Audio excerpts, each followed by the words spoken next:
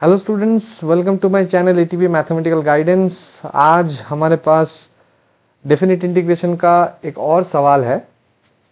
ये वाला सवाल भी बहुत अच्छा है, इसको भी आपको बना के जाना है।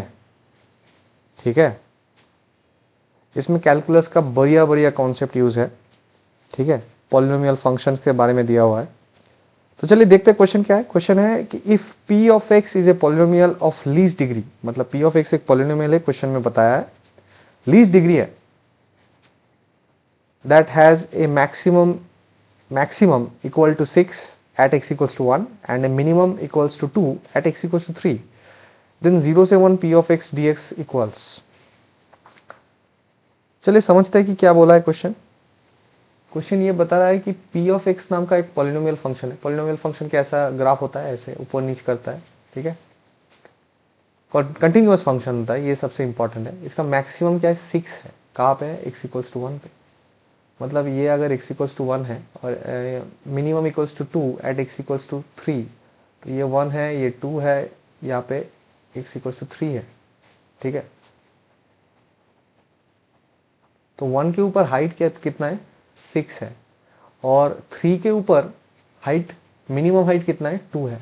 मतलब ऐसा कुछ, तो फंक्शन कंटिन्यूअस है, ऐसा हो सकता है। ठीक है, एग्जैक्टली ऐसा ही होगा, ऐसा ऐसा मैं नहीं बता रहा हूँ। तो 1 के ऊपर जो हाइट है और 3 के ऊपर जो हाइट है, ये हाइट मैक्सिमम और मिनिमम बता रहा है।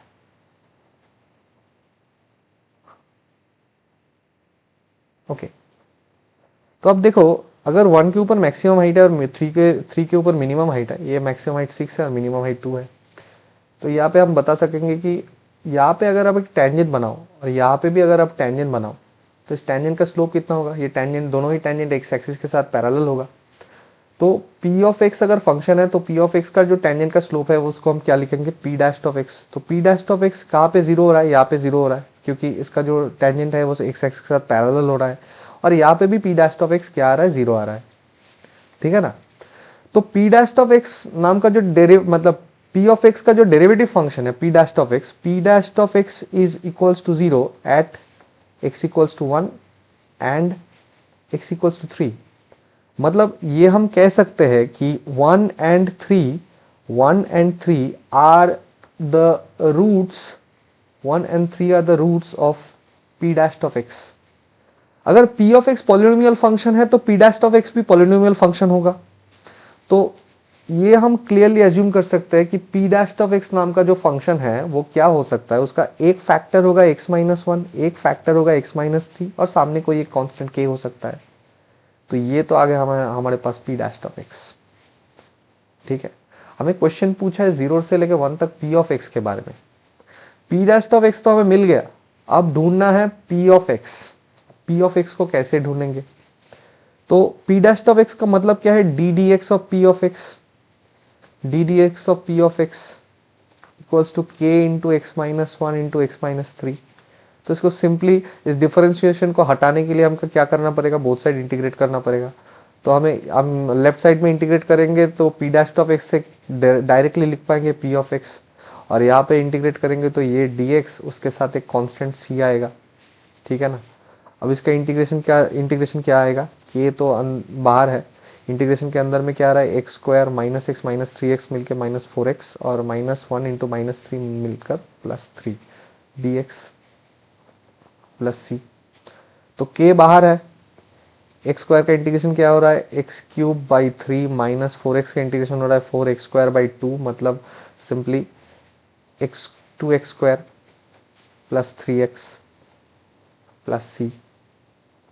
ये क्या आ गया, ये आ गया p ऑफ x। ठीक है ना। तो p ऑफ x का तो ये एक एक्सप्रेशन आ गया, x cube by 3 minus 2x square plus 3x। तो हमें p ऑफ x क्या मिला, k into x cube by 3 minus 2x square plus 3x plus c. यह है p of x। p of x के बारे में दो इंफॉर्मेशन दिया हुआ था कि x इक्वल्स टू 1 पे पी ऑफ एक्स का हाइट मैक्सिमम था और वो था 6, और x इक्वल्स टू 3 पे पी ऑफ एक्स का हाइट था मिनिमम, वो था 2। तो हम इसको अप्लाई करेंगे। पहले x की जगह पे 1 रखेंगे और पी ऑफ एक्स की जगह पे 6 रखेंगे, तो क्या आ रहा है 6 k इंटू यहाँ पे 1/3 -2 + 3 + c। तो 6 यहाँ पे -2 + 3 1, 1 + 1/3 4/3, मतलब ये क्या आ रहा है 4k/3 + c। 3 से मल्टीप्लाई करेंगे तो क्या आ रहा है 18 इक्वल्स टू 4k + 3c। ये आया एक इक्वेशन। और अगर इसी p ऑफ x का जो एक्सप्रेशन है इसमें अगर हम x की जगह पे 3 और p ऑफ x की जगह पे 2 रखेंगे तो लेफ्ट साइड में 2 आया, यहाँ पे k इंटू 3 रखने पे 3³ 3 27/3, मतलब 9 - 2 × 3 स्क्वायर 18 प्लस 3 × 3 9 प्लस c। तो ये -18 + 9 + 9 ये 0 हो गया। k का कोफिशिएंट पूरा का पूरा 0, मतलब k आउट। c का वैल्यू कितना आ रहा है 2 आ रहा है।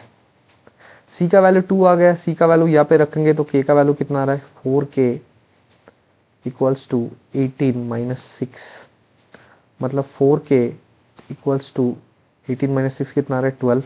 तो k इक्वल्स टू कितना आएगा 12/4, कितना आ रहा है 3। तो k का वैल्यू 3 आ गया, c का वैल्यू आ रहा है 2। तो p ऑफ x का पूरा एक्सप्रेशन तो हमें मिल गया। अब k का वैल्यू 3 आ रहा है, 3 से यहाँ पे मल्टीप्लाई कर देंगे तो क्या आ रहा है हमारा एक्सप्रेशन, क्या आ रहा है x³ - 6x² प्लस 3 से मल्टीप्लाई करेंगे तो 9x, और c का वैल्यू कितना है 2। हमें क्वेश्चन में पूछा था 0 से लेकर 1 तक p ऑफ x का इंटीग्रेशन, तो हमें इसको इंटीग्रेट करना है 0 से लेकर 1 तक।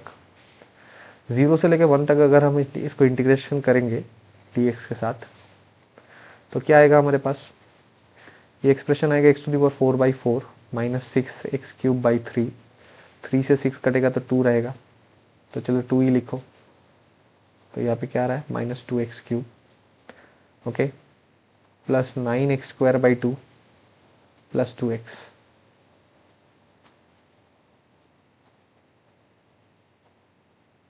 लिमिट क्या रहेगा यहाँ पे 0 से लेकर 1 तक। तो 1 रखने पे क्या आ रहा है 1/4 - 2 प्लस 9/2, और अंत में क्या है 2 है, तो 2 पे 1 रखेंगे तो 2 आएगा। -2 + 2 कैंसिल हो रहा है, -2 + 2 आउट। 9/2 + 1/4, 9/2 + 1/4, तो यहाँ पे एलसीएम लेने पे क्या आ रहा है 4 आ रहा है। 9 × 2 = 18 + 1, मतलब 19/4 इज द करेक्ट आंसर।